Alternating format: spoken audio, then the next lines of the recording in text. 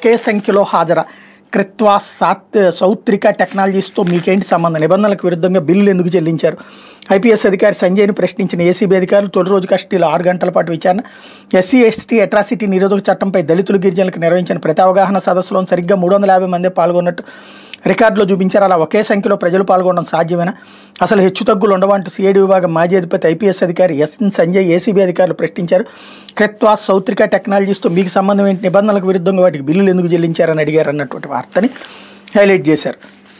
కాకపోతే అలహాబాద్ హైకోర్టుకి ఒకేసారి 26 మంది జడ్జీలు, సుప్రీంకోర్టు కొలీజియం సిఫార్సు. అలహాబాద్ హైకోర్టుకి 26 మంది కొత్త జడ్జీల నియామకానికి సీజీఐ జస్టిస్ బీఆర్ గవై నేతృత్వంలో సుప్రీంకోర్టు కొలీజియం సిఫార్సు చేసింది. న్యాయాధికారుల కోటా నుంచి 14 మంది, న్యాయవాదుల కోటా నుంచి 12 మంది పేర్ల న్యాయమూర్తుల పోస్టులకు ప్రతిపాదించింది. వీళ్లలో 9 మహిళలు, 160 మంది జడ్జీలు ఉండాల్సిన అలహాబాద్ హైకోర్టులో ప్రస్తుతం 84 మంది పనిచేస్తున్నారు.